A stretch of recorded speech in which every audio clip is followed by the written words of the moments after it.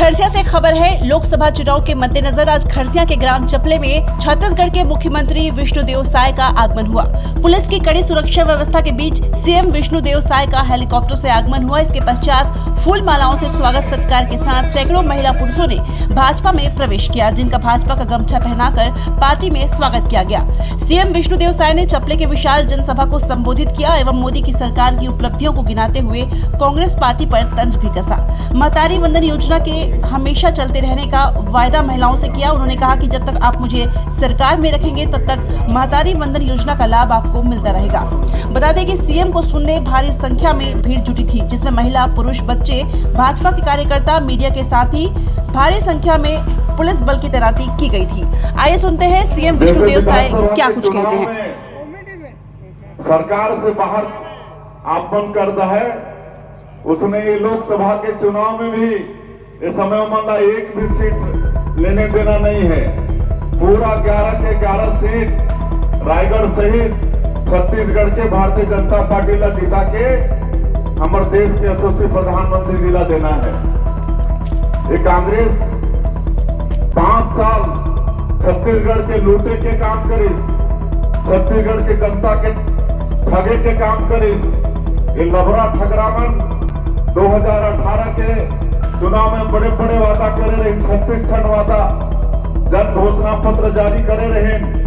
5 साल हमारा सरकार चला के अवसर मिले के बाद भी एक भी वादा पूरा नहीं करी, और इसलिए छत्तीसगढ़ की जनता 2023 के चुनाव में हमारा सरकार से बाहर कर दी।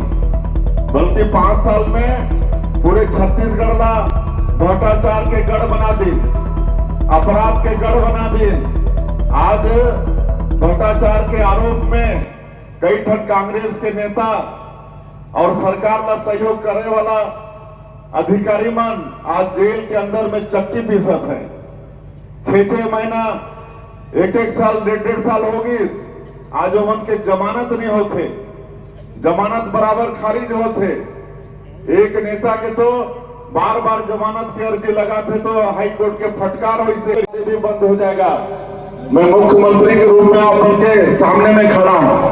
मैं अपना बता दूं, जब तक आप मन हमारा सरकार में बैठा के रखियो तब तक आप मन की महतारी वंदन की पैसा हर महीना पहले सप्ताह में ही मिली।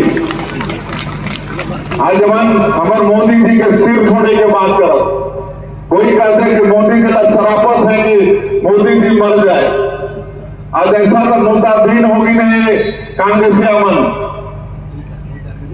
बिल्कुल इस समय हमें छत्तीसगढ़ में खाता भी खोलने देना नहीं है, एक भी सीट लेने देना हमारा नहीं है। और बहुत गर्मी है, बहुत देरी से आप सुना था, सब आप दाना था।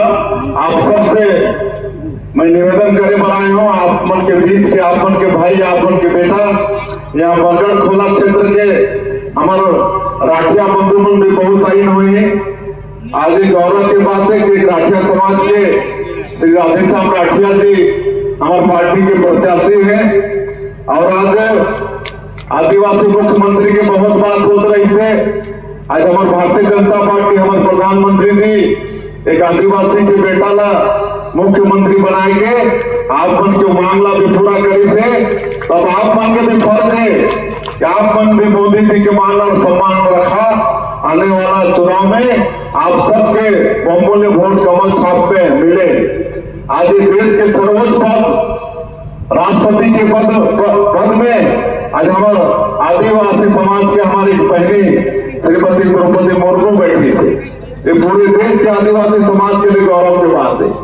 आज अटल बिहारी वाजपेयी जी जब रहे तो आदिवासी वर्ग के ठीक से विकास हो, एक अलग से आदिवासी कल्याण मंत्रालय के गठन, और इतना पैसा है कि छत्तीसगढ़ सरकार के बजट के बराबर भारत सरकार के आदिवासी कल्याण मंत्रालय के पैसा है, फंड है।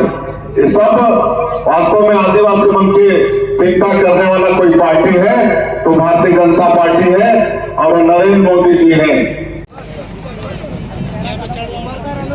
लगातार दौरे चल रहे हैं, तीसरे चरण का चुनाव है, क्या माहौल लग रहा है? बहुत अच्छा माहौल है। दो चरण का चुनाव छत्तीसगढ़ में संपन्न हुआ है, पूरे देश में संपन्न हुआ है।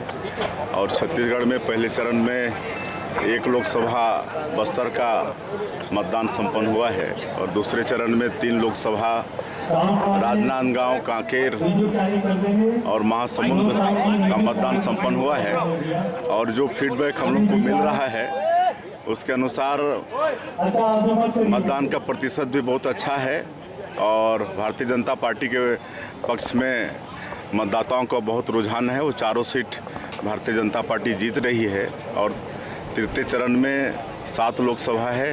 ये 7 लोकसभा भी भारतीय जनता पार्टी जीतेगी। इस बार पूरी सीट 11 की 11 सीट छत्तीसगढ़ में भारतीय जनता पार्टी जीत रही है। अमित शाह का बयान बहुत वायरल हो रहा है, उस पर आप क्या कहना चाहते हैं? देखिए, कांग्रेस मुद्दा विहीन हो गई है, उनको अपनी हार स्पष्ट दिख रही है, इसलिए मुद्दा से भटक गए हैं और मतलब हमारे बड़े नेताओं के बयान को तोड़ मरोड़ करके प्रस्तुत कर रहे हैं और कुछ भी बोल रहे हैं। कोई प्रधानमंत्री जी का सर फोड़ने की बात कर रहा है तो कोई शराब दे रहा है कि मोदी जी मर जाएं।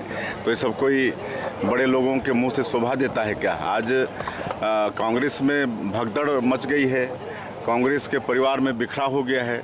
हमको लगता है कि छत्तीसगढ़ में ही ये पिछले 3-4 महीने में 25,000 से ज़्यादा कांग्रेसी कांग्रेस छोड़ के भारतीय जनता पार्टी प्रवेश कर चुके हैं। आज यहाँ भी करीब 1,000 लोग भारतीय जनता पार्टी प्रवेश किए हैं। तो इस तरह से सिर्फ छत्तीसगढ़ ही नहीं, पूरे देश में कांग्रेस पार्टी में भारी बिखराव हो रहा है। कांग्रेस के बड़े-बड़े नेता आ रहे हैं, क्या फर्क पड़ेगा इस पर? अब देखिए, कोई फर्क पड़ने वाला नहीं है। ये लोग बहुत ताकत झोंके हैं। भारत जोड़ो यात्रा तो न्याय योजना, लेकिन उसका परिणाम देश के सामने में है। ये लोग भारत जोड़ो यात्रा की बात करते हैं लेकिन ये लोग से घर नहीं संभल रहा है।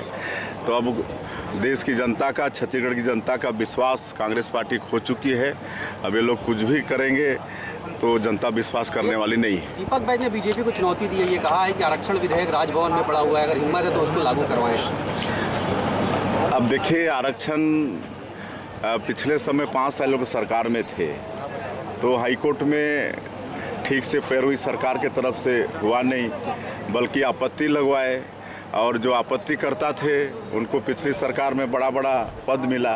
तो इससे क्या समझ में आता है? ये सब मतलब एक तरह से बेवकूफ़ बनाने वाली बात है, लेकिन जनता सब चीज़ को समझती है। दिग्गजों का बुरा हाल होने वाला है लोकसभा चुनाव में छत्तीसगढ़ में। कांग्रेस का बुरा हाल होने वाला है।